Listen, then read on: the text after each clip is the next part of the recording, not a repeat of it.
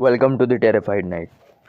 दोस्तों, आज की कहानी एक न्यूली मैरिड कपल प्राची और ऋषभ की है।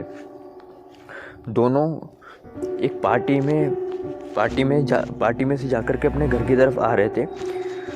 तब ऋषभ ने एक गलत रास्ता ले लिया या गलत मोड़ ले लिया, और ये वाला जो मोड़ था वो एक जंगल के बीच में से होकर के जाता था, और ये जंगल काफ़ी घना था। हालांकि प्राची नहीं चाहती थी कि ये वाला मोड़ लिया जाए, ये वाला रास्ता लिया जाए घर जाने के लिए, पर ऋषभ अपनी जिद पर अड़ा रहा और उसने चूज़ करा इस जंगल में से होकर के गुजरना। हालांकि दोनों में बहस भी काफ़ी हुई, पर ऋषभ ने प्राची की एक नहीं सुनी और ड्राइविंग करते चले गए। वो ड्राइविंग करते वक्त बहुत कुछ उनको ऐसा फील हो रहा था जो कि सही उनको ऐसा फील हो रहा था जो कि उनको लग रहा था कि सही नहीं हो रहा है, और स्पेशली प्राची को ये फील ज़्यादा हो रहा था। तब प्राची ने एक बात नोटिस करी कि वो घूम करके एक ही जगह पे बार बार आए चले जा रहे हैं। उसने एक साइन बोर्ड देखा था जो जंगल के स्टार्टिंग में उनको दिखा था, जंगल में एंट्री लेते वक्त उनको दिखा था। बार बार वो साइन बोर्ड उसको बार बार नज़र आ रहा था। जब उसने ऋषभ से कहा तो ऋषभ ने भी जब उस साइन बोर्ड को नोटिस करा तो उसके भी होश उड़ गए कि ये हम बार बार कैसे घूम फिर करके एक ही जगह पे आए चले जा रहे हैं। थोड़ी देर बाद क्या हुआ कि पेट्रोल भी ख़त्म हो गया, पर जंगल अभी तक ख़त्म नहीं हुआ था। वो लोग अभी भी उसी जंगल में उसी पॉइंट पे अटके हुए थे। तो फिर प्राची ने सुनाना शुरू कर दिया ऋषभ को, बोले तुम मेरी एक बात नहीं सुनते हो, मैंने तुमसे कहा था मुझे नहीं आना है, ज़रा हम लोग को इस जगह से नहीं जाना चाहिए, पर हम दोनों अब यहाँ पे बुरी तरह फंस गए हैं। अब कुछ करो, अब पेट्रोल भी ख़त्म हो गया, यहाँ पे रात कैसे कटेगी, और ऊपर से जंगल के जानवरों का अलग खतरा है। कहीं से दूर से वुल्फ की आवाज़ आने लगी, वुल्फ की हाउलिंग आ रही थी, और इन सब चीज़ों ने प्राची को और डरा के रख दिया। तब क्या हुआ कि दोनों को लगा कि जैसे भी करके रात तो यहीं गुजारनी पड़ेगी, लेकिन हाँ, इस कार में अगर हम ज़्यादा समय तक रहे तो हो सकता है कोई जानवर हम पे अटैक कर दे। तो इसलिए उनको लगा कि आसपास में शायद कोई सभ्यता है, कुछ लोग रहते होंगे। तो दोनों ने थोड़ा निकल करके हेल्प लेने के लिए थोड़ा कार से बाहर निकले और कुछ दूर तक गए। जंगलों के बीच में से वो गुजर रहे थे, और शॉकिंग चीज़ ये है कि यहाँ पे वुल्फ की आवाज़ तो आ रही थी, लेकिन एक भी वुल्फ उनको दिखाई नहीं दिया, ना प्राची को ना ऋषभ को। तो कुछ समय बाद जंगल को थोड़ा क्रॉस करते हुए थोड़ा आगे बढ़े, तब उन्होंने देखा एक हवेली टाइप एक आलीशान घर उनको नज़र आया। उनको देख के थोड़ी सी उनकी उम्मीद जगी कि यार चलो एक आसरा हमको मिल जाएगा अपना सर छुपाने का। फिर वो दोनों उस हवेली में गए। उन्होंने पूछा कोई है यहाँ पे, कोई आवाज़ नहीं है। जब अंदर गए तो वहाँ पे कोई रहता नहीं था, पर हाँ ऐसा मतलब लगा था पहले तो कोई रहता नहीं उनको, लेकिन जब वो अंदर गए तब उनको आसपास की जगह को देख करके पता लगा कि कोई रहता है इधर।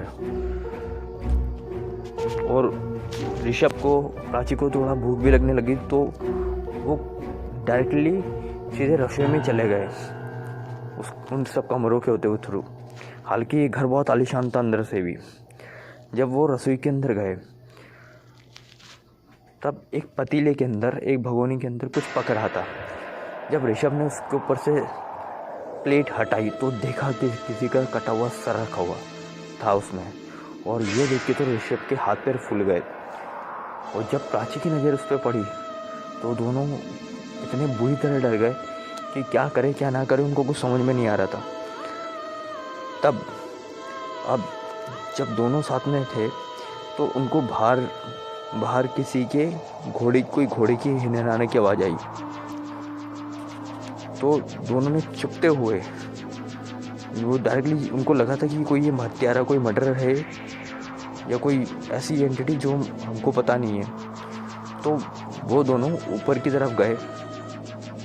एक कमरे में छुप करके उन्होंने देखा कि जो घोड़े पर पर आया है वहाँ पर। वो घोड़े पर से उतरा और उसका सर नहीं है, ये कोई सर कटा था। और ये देख के तो दोनों की हालत ऐसी हो गई कि दोनों एकदम नम पड़ गए।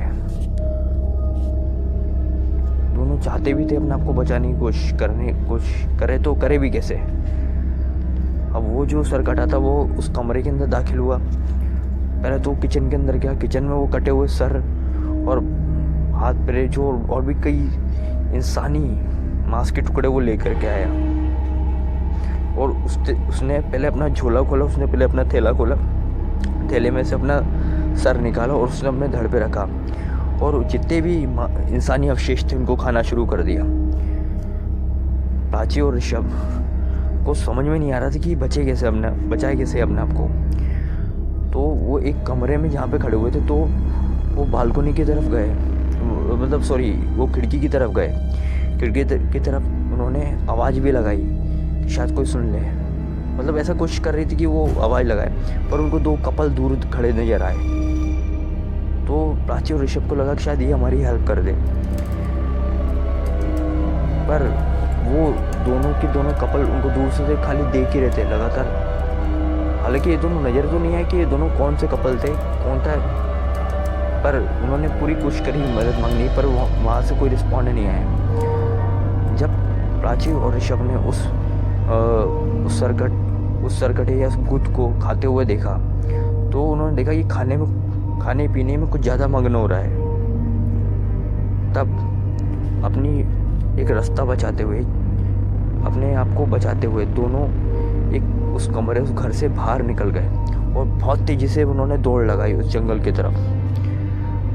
जब थोड़ा आगे भाग करके जब वो पीछे मुड़े और स्पेशली जब ऋषभ मुड़ा तो ऋषभ की आंखें फटी रह गई। तो उसने पीछे क्या देख लिया। प्राची ने ऋषभ से पूछा कि क्या देख रहे हो वहाँ पर।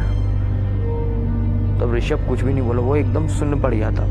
जब प्राची ने भी उस जगह पे देखा, उस हवेली की तरफ दोबारा देखा पलट करके, तो वो भी बुरी तरह डर गई। दोनों सुन्न पड़ गए। उन दोनों ने देखा कि जिस खिड़की में थोड़ी देर पहले वो आवाज़ लगा रहे थे उन दो कपल्स को, वो दो कपल्स और कोई नहीं थे, वो ये दोनों ही थे। ये देख करके दोनों के दोनों वहाँ पे जम से गए।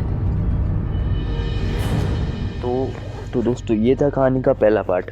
अगर आपको जानना है कि प्राची और ऋषभ इस जंगल से बाहर आ पाएंगे या नहीं आ पाएंगे, वो इस सरकटे भूत से बच पाएंगे या नहीं बच पाएंगे, तो जानने के लिए देखिए मेरा दूसरा पार्ट। सुनिए, आपको 2 से 3 दिन में अवेलेबल हो जाएगा। तो जानने के लिए कि असल में आगे इस कहानी में क्या होने वाला है, तो मेरे चैनल को सब्सक्राइब कीजिए, लाइक कीजिए और शेयर करते रहिए। Thank you.